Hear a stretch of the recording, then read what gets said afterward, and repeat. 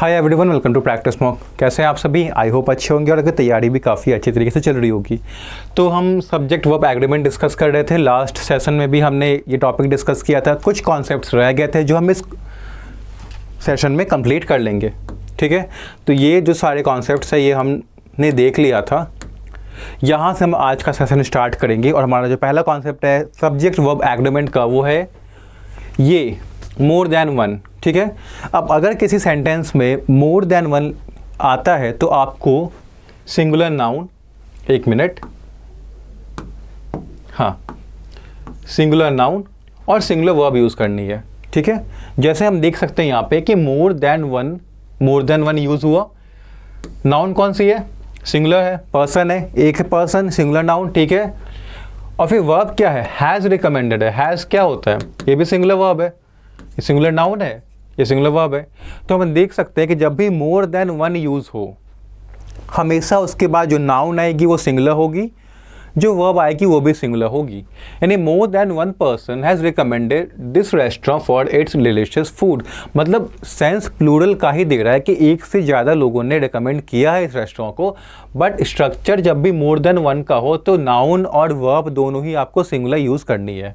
जैसे यहाँ पे भी देख सकते हैं हम कि more than one option is, यहाँ पे इज़ यूज़ हुआ है। इज़ भी क्या है? सिंगुलर वर्ब है। तो more than one option is available for dinner tonight, we can either order pizza और पास्ता। मतलब डिनर के लिए एक से ज़्यादा ऑप्शन अवेलेबल है, या तो पिज़्ज़ा ऑर्डर करो या पास्ता बना लो। थर्ड वाले में more than one possibility exist for how the project could unfold, will have to consider all scenarios. यहाँ भी देखिए मोर देन वन के साथ पॉसिबिलिटी सिंगुलर नाउन है। ठीक है, उसके बाद एग्जिस्ट आ रहा है, क्या है? सिंगुलर वर्ब है। तो for how the project could unfold will have to consider all scenarios. मतलब कि एक से ज़्यादा पॉसिबिलिटीज़ है कि प्रोजेक्ट कैसा हो सकता है, क्या रिजल्ट होगा इस प्रोजेक्ट का, प्रोजेक्ट आगे जाके कैसा बनेगा, हमें सारी पॉसिबिलिटीज़ को कंसिडर करके चलना है। ठीक है, अब आइए नेक्स्ट कॉन्सेप्ट पे। ये भी मोर से ही रिलेटेड है। ये क्या कहता है कि more than plus a number other than one takes a plural noun and a plural verb. अब वन को छोड़ के, ठीक है, अगर मोर देन के साथ कोई और नंबर जो वन से बड़ा हो, जैसे 2 हो, 3 हो, 4 हो, 5 हो, मतलब कोई भी हो, मतलब वन नहीं हो बट 2, 3, 4, 5, 18, 19, 24, 26, 100, 1000 कोई भी हो, उसमें हम प्लूरल नाउन और प्लूरल वर्ब का यूज़ करेंगे। ठीक है, जैसे मोर देन, अब मोर देन के बाद यहाँ पे 2 आया हुआ है।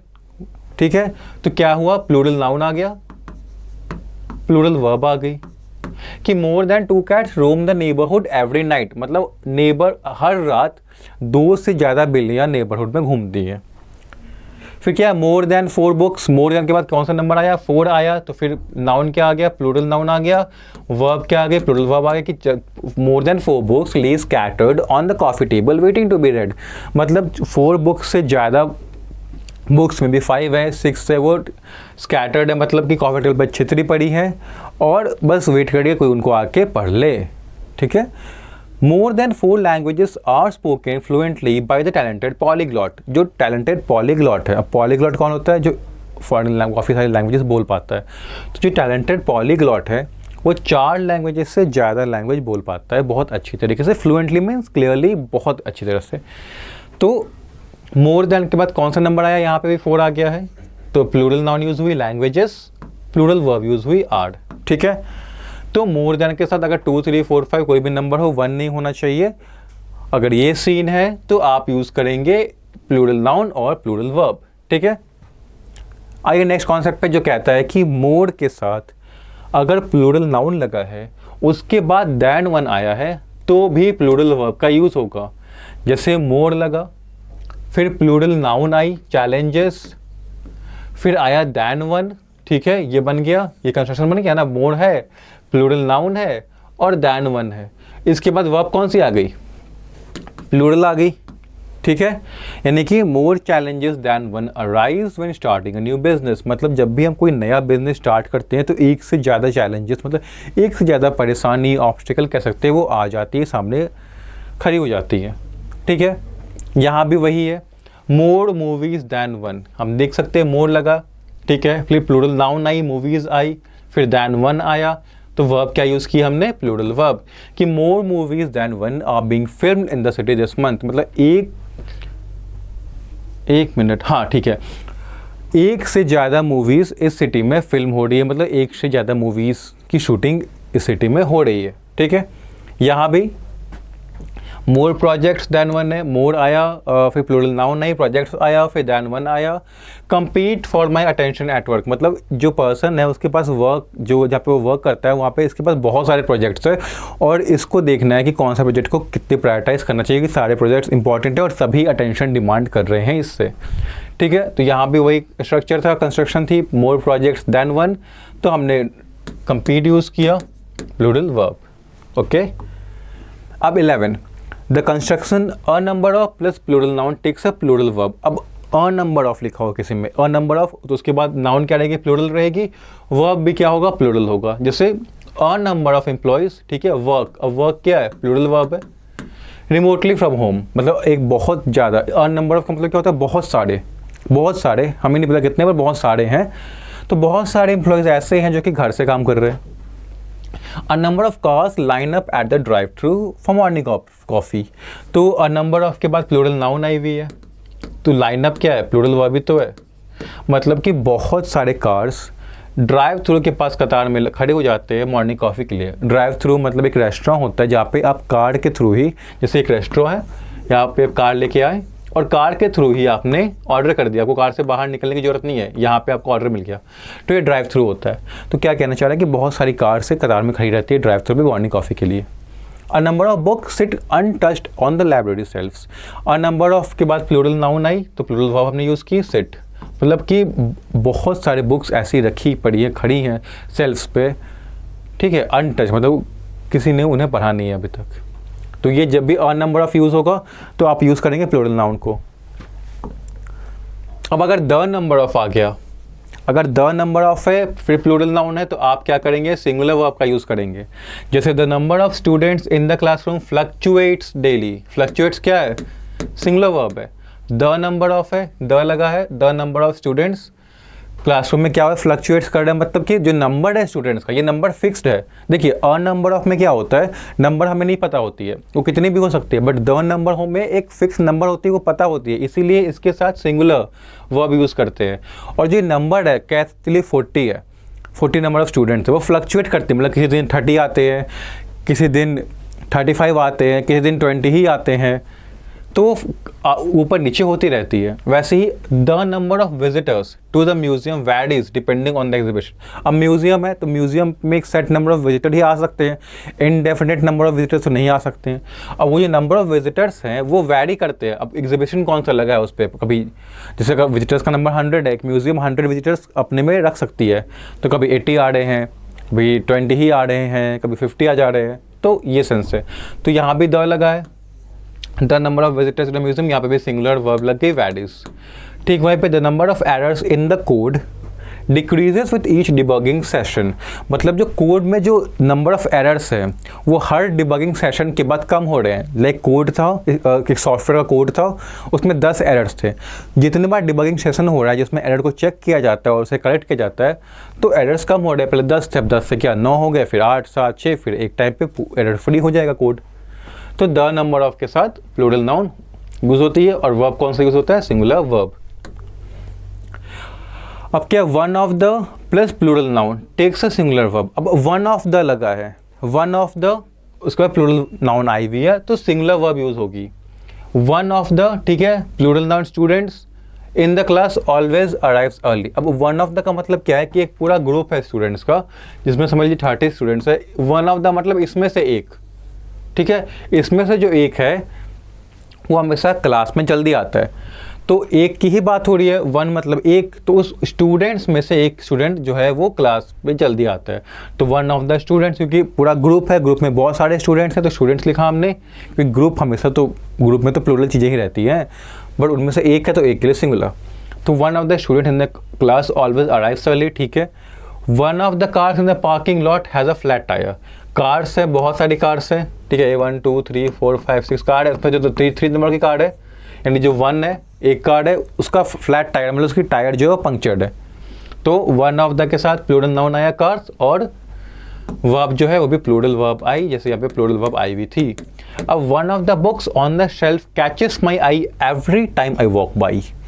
वन ऑफ द बुक्स है शेल्फ पे बहुत सारे, उसमें से एक बुक ऐसा है जो हमेशा जिसमें मेरी नज़र पड़ती है, वो हमेशा मुझे इंटरेस्टिंग लगता है, वो मुझे अट्रैक्ट करता है, ठीक है, वो वैसी बुक है। तो वन ऑफ द के साथ प्लूरल नाउन आया और वर्ब क्या आई, कैचेस, यानी कि प्लूरल वर्ब, ठीक है। तो वन ऑफ द प्लस अगर प्लूरल नाउन आ रही है तो आपको सिंगुलर वर्ब यूज़ करनी है। अब ये कॉन्सेप्ट काफ़ी इंपॉर्टेंट है, इंपॉर्टेंट तो वैसे सारे कॉन्सेप्ट्स ही हैं इस वाले टॉपिक के। सब्जेक्ट वर्ब एग्रीमेंट बहुत इंपॉर्टेंट टॉपिक होता है ग्रामर का, बहुत सारे एरर्स इससे आ जाते हैं, इनफैक्ट सेंटेंस करेक्शन वाले क्वेश्चन भी इससे बन जाते हैं बहुत सारे। तो ये कॉन्सेप्ट क्या कह रहा है कि दो फ्रेज होते हैं, एक होता है अ ग्रेट मैनी या गुड मैनी, दोनों में से कोई भी यूज़ हो सकता है, ये एक फ्रेज हुआ। दूसरा होता है मैनी अ, ये दूसरा फ्रेज हुआ। तो जब भी अ ग्रेट मैनी या अ गुड मैनी लिखा हो तो आपको यूज़ करना है प्लूरल वर्ब, और जब भी मैनी अ हो तो आपको यूज़ करना है सिंगुलर वर्ब, ठीक है। जैसे अ गुड मैनी, ठीक है, बर्ड्स, तो गुड मैनी के बाद नाउन भी क्या आती है, प्लूरल आती है, तो प्लूरल नाउन भी होगा इसके साथ और इसके साथ सिंगुलर नाउन होगी, ठीक है। तो a good many birds migrate, plural verb है, ठीक है, south for the winter. A good many आया तो नाउन कैसे यूज़ की हमने, प्लूरल यूज़ की, और वर्ब भी प्लूरल यूज़ किया। वैसे ही अ ग्रेट मैनी, ठीक है, अब गुड मैनी लिख दो, ग्रेट मैनी लिख दो। उसके बाद पीपल, पीपल भी प्लूरल है, पीपल आया, गैदर नाउन भी प्लूरल है। तो पहले सेंटेंस में क्या कह रहा है कि बहुत सारे, अ गुड मैनी का मतलब होता है बहुत सारे, वैसे good many, great many, many a, इन तीनों का ही मतलब होता है बहुत सारे, ठीक है। तो बहुत सारे बर्ड्स माइग्रेट करते हैं साउथ, विंटर में वो साउथ चले जाते हैं। बहुत सारे लोग जो है वो बीच पे आ जाते हैं सनसेट को देखने के लिए। मैनी अ स्टूडेंट, यहाँ पे मैनी अ यूज़ हुआ, तो मैनी अ के बाद हमने नाउन कौन सा यूज़ किया, singular noun. Struggles, singular verb, with math homework every night. मतलब कहने का सेंस क्या हो रहा है कि बहुत सारे स्टूडेंट्स मैथ होमवर्क से स्ट्रगल करते हैं, मैथ्स होमवर्क से परेशान रहते हैं, उसको वो अच्छे से नहीं कर पाते हर रात, ठीक है। मैनी अ लिखा हमने यहाँ पे सिंगुलर है, सेंस प्लूरल का ही देगा, बट आपको क्या ध्यान देना है, स्ट्रक्चर पे ध्यान देना है कि जब भी ग्रेट मैनी है या गुड मैनी है तो नाउन और वर्ब दोनों ही प्लूरल होगी, बट मैनी ए है तो नाउन और वर्ब दोनों सिंगुलर होगी। अब ये कॉन्सेप्ट क्या है, द प्लस एडजेक्टिव, जो हमने एडजेक्टिव में भी डिस्कस किया था। द प्लस एडजेक्टिव हमेशा प्लूरल वर्ब लेता है, ठीक है। The brave face their fierce head on, the brave ये नाउन की तरह आपको पता है एक्ट करता है, फेस क्या है, प्लूरल वर्ब है, एक मिनट, हाँ हाँ, प्लूरल वर्ब। द वाइज ये भी नाउन है, ये प्लूरल वर्ब, और द रिच ये भी नाउन है और 10 प्लूरल वर्ब। कहना क्या चाह रहा है कि the brave face their fierce head on, मतलब वो अपने जो फियर्स हैं, जो चीज़ उनको डराती है, उससे वो फेस टू फेस सामना करते हैं, सीधे सामना करते हैं। जो ब्रेव यानी कि जो ब्रेव लोग होते हैं। The wise seek knowledge throughout their lives, जो वाइज होते हैं मतलब जो बुद्धिमान लोग होते हैं वो पूरी लाइफ नॉलेज गैदर करते रहते हैं, ज्ञान लेते रहते हैं। द रिच यानी कि जो अमीर लोग हैं, tend to have access to the best health care service, उनके पास सबसे बेस्ट हेल्थ केयर सर्विस होती है। तो द प्लस एडजेक्टिव वो पूरे ग्रुप को ही रेफर करता है और प्लूरल होता है और प्लूरल वर्ब को लेता है, ठीक है। अब क्या, the construction nothing everything but takes the plural verb. अब नथिंग बट लिखा हो, नथिंग के साथ बट लिखा हो, नथिंग बट, यहाँ पे कोई प्लूरल नाउन आ गई, प्लस प्लूरल नाउन, कोई प्लूरल नाउन है, या लिखा है एवरीथिंग बट,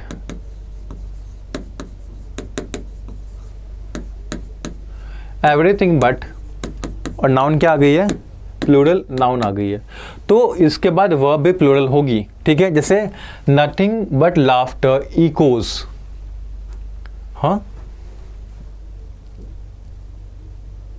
एक मिनट, ओके, नहीं, प्लूरल नहीं होगा, यहाँ पे एक मिसप्रिंट है, सिंगुलर होगा, ठीक है। ये नथिंग एवरीथिंग वाला जो बट वाला जो कॉन्सेप्ट है ये सिंगुलर वर्ब लेता है, ठीक है। जैसे यहाँ पे देख सकते हैं आप, nothing but laughter echoes through the room as friends gather for a game, ठीक है। कि हमने नथिंग एवरीथिंग समथिंग ये सब के साथ हमेशा क्या आता है, सिंगुलर वर्ब ही आता है, तो यहाँ पे सिंगुलर वर्ब ही आएगा। ये जो लाफ्टर या जो द शाइट है, जो ट्रुथ है, जो भी नाउन जो बट के बाद आ रहा है, ये इस बट का ऑब्जेक्ट है, ये सब्जेक्ट का पार्ट नहीं है। सब्जेक्ट का पार्ट क्या है? नथिंग है और एवरीथिंग है, और वो सिंगुलर होते हैं और सिंगुलर वर्ब भी लेते हैं।